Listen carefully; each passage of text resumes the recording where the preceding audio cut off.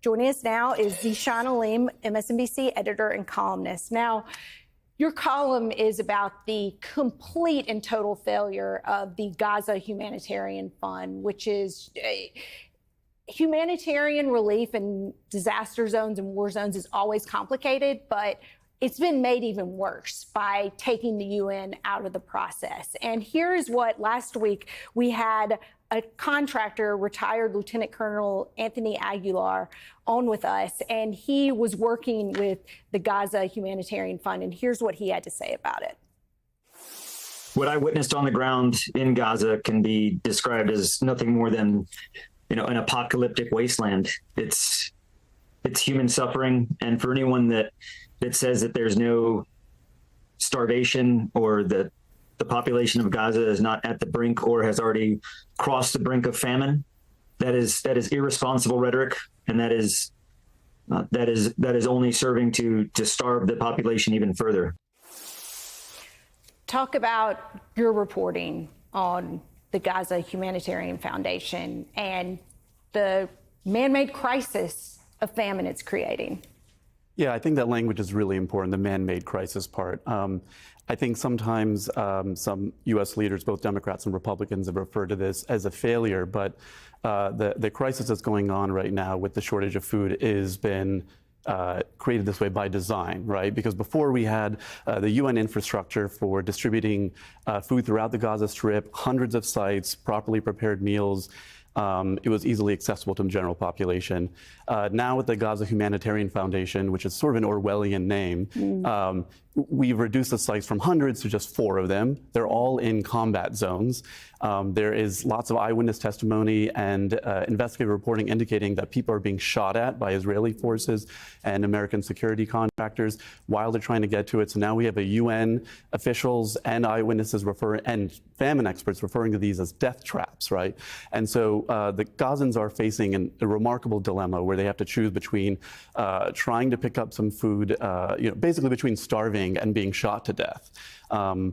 This has been by design. It's not something that happened by accident. And I think basically American politicians, whether Republicans or Democrats, are not really reckoning with the scope of the crisis. Yeah. And on top of the apocalyptic conditions you've just described, we're now hearing from Bibi Netanyahu that they have a plan to take over Gaza City.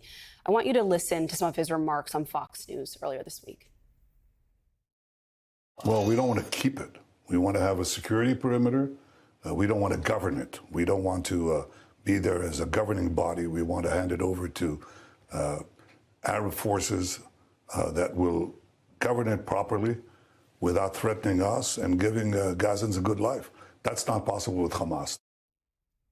In direct terms, Zeeshan, what does this move from Netanyahu, from Israeli leadership, represent for Gazans? And then also, we heard him reference there this idea of handing over control to vague Arab forces. To my knowledge, there's no partner in the Middle East who has agreed to do any of this work for Israel. What does this mean? Yeah, I think there is no clear end game, and I think this is distilling more than ever that this is not really a legitimate conventional military operation at this point in time, and it hasn't been for a very, very long time. I think this is part of a project of ethnic cleansing. I think it's part of a project of genocide. I think those two things are intertwined with one another.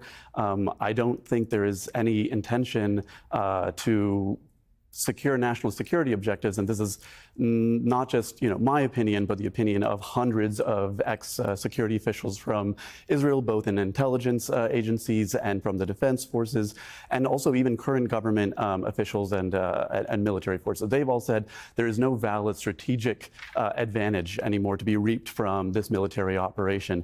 What's going on right now is a political and ideological project. Netanyahu's governing coalition is filled with right-wing extremists who want to annex territory in Gaza. They want to expand Israeli territory, and they want to displace and eliminate whatever Palestinian population is there. And the sort of project that's going on right now of genocide is sort of incrementally culling the population. They're doing it in a sort of slow motion way so as to try to maintain some plausible deniability about it being a security objective. But basically countless, at this point in time, many international rights observers, genocide scholars have pointed out this all matches the definition of genocide. Zishan, the rest of the world seems to be pretty clear on what's happening. It seems as if America is really, and even there was this moment where, and I don't want to hand it to Trump, but he said they're starving, they look like they're starving. And then Netanyahu called him. We've seen reporting in the Times that Netanyahu's, there was a really fulsome article with a lot of reporting about how Netanyahu's just keeping this war going so he can stay in power. Is there anything that can happen here? I mean, it just seems like, how can this be stopped? I actually think the solution is very simple, which is that the U.S. should stop funding what's going on right now, right? Cut off weapons, cut off military support, cut off financial support, cut off diplomatic support, cut off intelligence sharing. This option has been available to Trump. This was available to Biden very early on. And Democrats and Republicans have both failed to seriously consider this option. Israel cannot do what it's doing, not only in Gaza, but throughout the region, without the full backing of the U.S. and also other Western allies. So the very simple solution is if you cut off the source of funding, they won't have as much leverage, and Israel will have to behave more conservatively and comply with international law. Unfortunately, this country has had a bipartisan consensus around questioning support around Israel, regardless of what it does for so long. And it makes it very clear that the U.S. Is not speaking honestly when it stands up for human rights, obviously. Yeah, clearly. Zishan Aman, thank you.